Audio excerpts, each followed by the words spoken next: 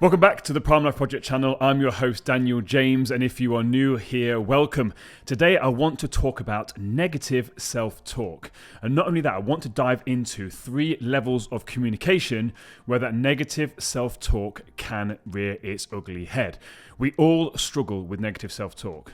And nowadays on social media, it may appear that people don't struggle with it and you're the only one, but I'm here to tell you, every single person has negative self-talk. The people that appear more successful than you have just learned to quieten down that negative self-talk and not actually listen to it. So let's dive straight in. Negative self-talk. Now there's 3 types of communication. The first one is vertical communication. Vertical communication is between you and whatever you believe the higher power to be. So in religion, it will be a God of some description. Me, myself, my belief is it's universal energy, whatever that is. And we communicate in this way when we are praying. Now, you don't have to be religious to pray. When something bad's happening to you or you're nervous, it's that self-talk. And again, that self-talk, depending on what you believe in, is either with God or what I believe with the universal energy that's there. But it's very, very important that we do have this talk internally to something external to ourselves. And I think sometimes we can get caught in this religious connotation with it and not actually just take it out and be like, it's spiritual. And spiritual is essentially things that can't be seen. So you've got things like gravity. That is spiritual by nature. It is something that we cannot see. And for me, with this, it's just understanding that we do it. So I'm not going to go too much into this vertical communication, but it's just there. Right, we've got vertical communication with yourself and whatever that higher power thing, energy source, whatever you want to call it, may be. The second type of communication is the internal communication. That is how you talk to yourself. And as we're going to go into in a bit more detail here, that can be pretty horrific. It's almost like we're walking around in a bad neighborhood. And when you're walking around in a bad neighborhood and you stay there too long, bad things happen. And this is when we can become a prisoner inside our own mind. Now, the third type of communication is external. So that's how we then communicate to those people around us. Now, key thing I want to speak about here is communication doesn't just have to be verbal. So when I'm using this last one here, this final one about communication being external, communication doesn't have to be verbal. You can be communicating through your body language, how you're holding yourself, you're walking, the pace of your walking. Are you looking down? Are you looking up? All of these things constitute as communication. Now, lots of people have great vertical communication. They're fantastic when they're by themselves and they're talking to something external from themselves. As I mentioned, whatever that means to you. We're all good at that. That's fantastic. We can all do that. However, when it comes to talking to ourselves, we're then absolutely vile. So it's all well and good talking to this higher thing, whether it's made up or not, whether you're an atheist, whatever you believe, cool, it's your thing. But we can talk beautifully, use the nicest words, talk in a great tone. But as soon as we start to talk to ourselves, that's when we become vile. We talk to ourselves so horrifically. But we wouldn't let someone else talk to us like that. However, we let ourselves talk to us like that. We wouldn't let anybody else talk to us the way that we talk to ourselves, yet we think it's acceptable to use the terminology, the language, the intensity, the tonality when we're talking to ourselves. Why do we think that's okay? Would you talk to anybody else like you talk to yourself? I'm saying no. Maybe an enemy, like medieval times, you've got an arch enemy. Maybe then, yeah, cool, I get that, maybe. But even then, how vile we are towards ourselves is far more horrific than we are externally to other people. And that is a problem. Now, we don't want to stop being horrible to people externally, but we want to show ourselves a bit of love, compassion. And yet, when things go wrong, we have a conversation with ourselves, give ourselves a bit of a pep talk. Yeah, I'm all for that, great. But my issue is when it becomes vile, when it becomes horrible. That is what causes a lot of our issues. That's what causes our mind, our thoughts, to be that bad neighborhood that we get trapped in, we can't get out of. It causes issues over and over again. Hey guys, if you're enjoying this video, please smash that thumbs up button. It helps with YouTube algorithm to get the video out there to help more people that may need to hear this message. If you don't want to miss any future episodes, hit that subscription button. And now back to the episode.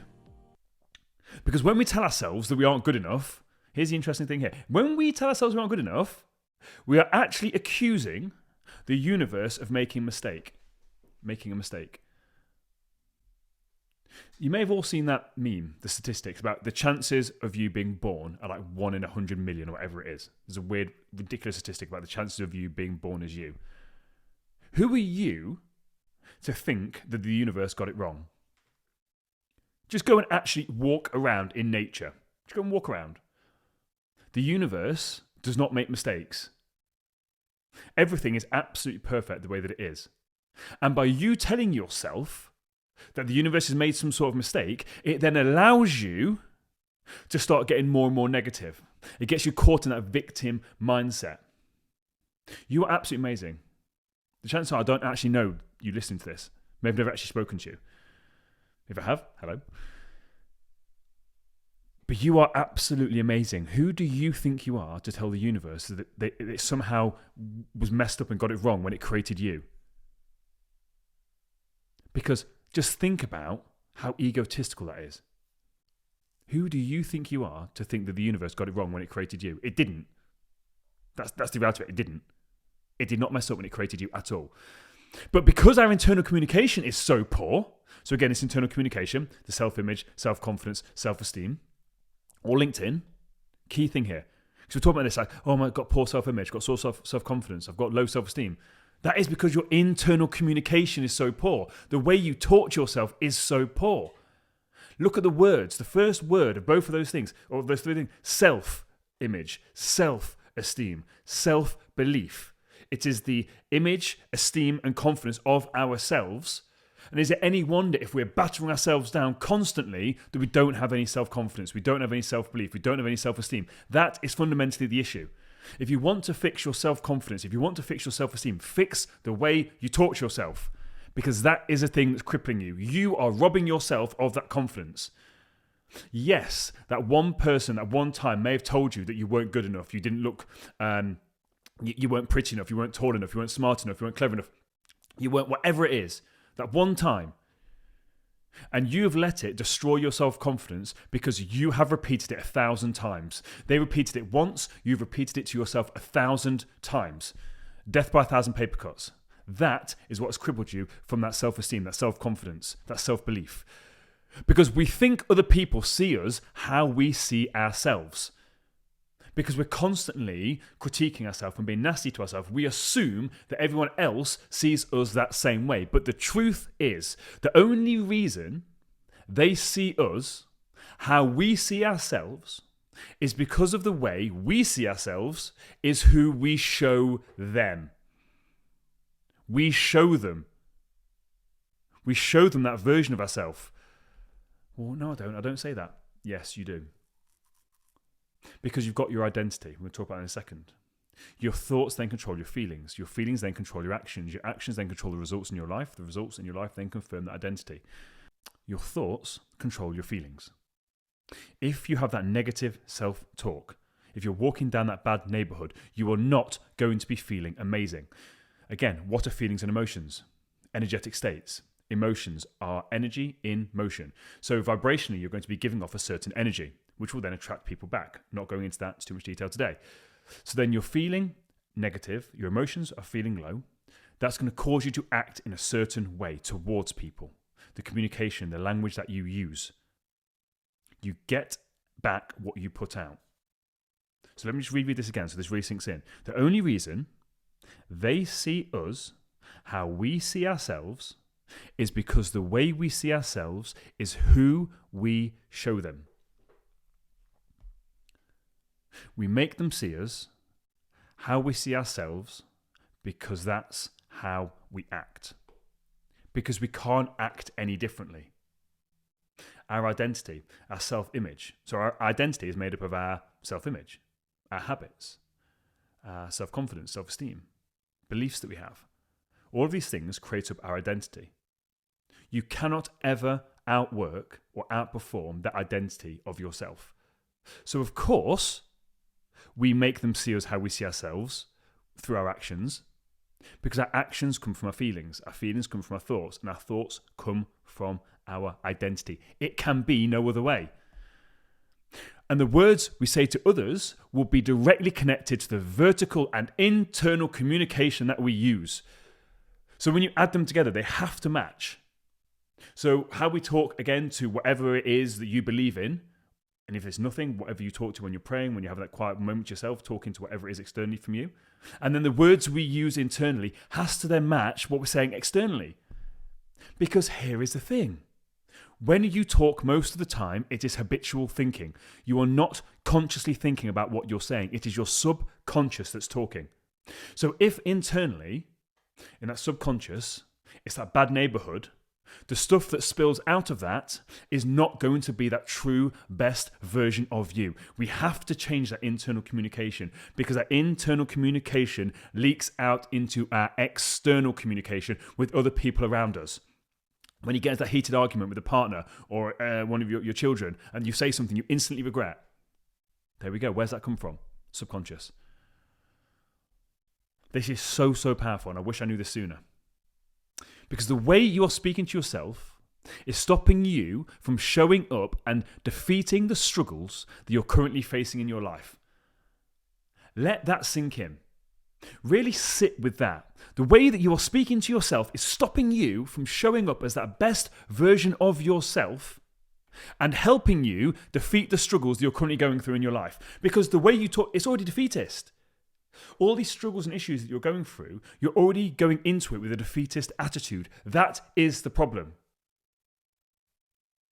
If you started to give yourself more encouragement, if you started to give yourself more belief, more confidence, the way that you show up to these challenges, these problems, these issues will be completely different.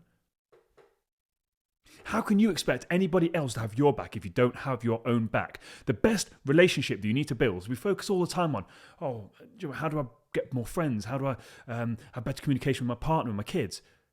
The one you need to focus on is with yourself.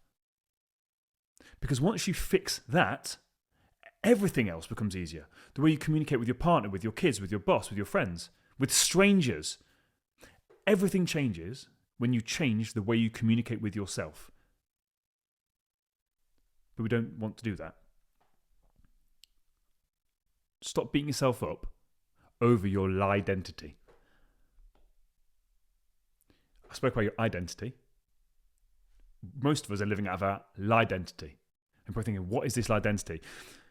Your lie-dentity is all the lies that you have been told throughout your life by people that did not believe in you.